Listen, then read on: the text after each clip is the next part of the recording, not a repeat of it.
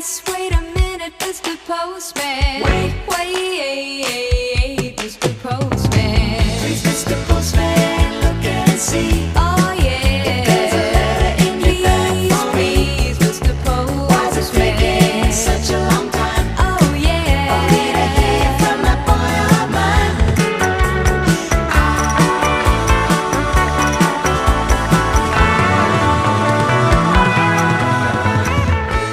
All right, time to answer our mail call for this week. Our question has to do with appraisals, and the question reads, on a buyer's appraisal, if it does not appraise, if the appraisal price is not as high as the sales price, does that automatically kill the deal?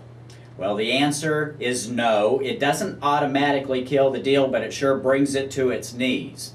It opens everything back up for negotiation. First thing we need to talk about is the appraisal itself. We talk about it being the buyer's appraisal, but it's really not. The appraisal is there. The buyer gets a certain amount of protection from it, but that appraisal is truly there to protect the lender. The lender is the one who sends that appraiser out to tell that lender whether or not the amount of money that they are loaning on that house, whether or not that house is actually worth that. You know, loans it all has to do with risk. The lender will loan money on this property if they feel like either A, the buyer has enough into the property that they won't walk away from it, or B, if for whatever reason, if the buyer does lose the property to foreclosure or whatever, that the lender can get their money back. That's what they're concerned about. That's what this appraisal does. When the lender sends the appraiser out there, the appraiser is there to tell the lender whether or not that house is worth what they're loaning so they can get their money back. So what happens if, let's say, you're borrowing, you have a sales price of $200,000. You want to borrow a certain amount of money to buy a $200,000 house using our HAR average sales price or close to it. Let's say $200,000. You're going to borrow 90% of that, put 10% down. That's $20,000. So you're borrowing $180,000. You're putting $20,000 down cash. As long as that house appraises for $200,000, you're okay. If it appraises higher than $200,000, you're okay. If it appraises less than $200,000, now we have an issue. Because the lender has said, I'm going to loan you 90% of the value of that property. I'm determining the value of that property based on either the sales price or the appraised value, whichever is less. So if, let's say the house appraises for $190,000. You have a $200,000 sales price, house appraises for $190,000. Lender's going to come back and say, okay, sorry, we are not going to loan you 90% of that $200,000 sales price. We're only going to loan you 90% of that appraised value of $190,000. So now all of a sudden, the buyer has a decision to make. They have a $200,000 sales price. They're only going to get 90% of $190,000, which happens to be $171,000. So that means that buyer, who is planning on bringing $20,000 to buy that house out of pocket, is now going to have to come up with $29,000 out of pocket. So now we have an issue. If the buyer can do that, and if the contract wasn't written in such a way that the buyer really doesn't have a way out, if they can still qualify for that loan, they may still be locked in.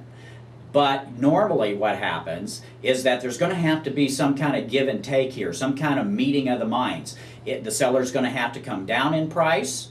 Buyer's going to have to bring some extra money to close. If we meet somewhere in the middle, if the seller can come down all the way down to that appraised value, that's a possibility. But in a time like this where we haven't seen a lot of appreciation, that gets tougher and tougher to do. So the answer to the question actually is no, it doesn't automatically kill the deal. But like I said, it definitely brings it to its knees, and we're going to have to go back to the table here and try to negotiate some way of making it work. Another possible way of solving this problem is order a new appraisal. If you feel like that appraisal was low, maybe you can go out and order another appraisal and see what happens. But now we've got to negotiate who's going to pay for that too. So there's just all sorts of things that can happen. One note here, if this is an FHA loan, as soon as that appraisal gets done and it comes in for that $190,000, it gets stuck on that property for 6 months. you can't go out and order a new appraisal. It is going to be stuck on that property for 6 months. So you just as well try to find a way to work it out now in this first deal, because for 6 months, if your house is being sold on an FHA loan, that appraised value is going to stick with that property for 6 months. So a lot to come into consideration here, a lot of things that we have to think about. Best way to handle it, get with your real estate agent, let them try to work it out with the other side. That's what it's going to take. It's going to take some give and take here, more than likely, to get that thing to work. Good luck. We hope it works out for you. If you have a question that you'd like answered here on the radio show, we can certainly do that for you. We do it every week. You can give us a call, 281-558-5738, or you can post it on the Facebook page, Open House Radio with Don Leonard, or you can email it to us at openhouseradio@yahoo.com. All right, so that's it. That's the answer to our question for this week, having to do with appraisals. In a market like this, it's really crazy, and you have to try to find some creative ways of making deals work and still stay within those guidelines. So that's what we're going to do. Whenever we get these properties under contract, that's what we need to do. All right, let's go back to the show.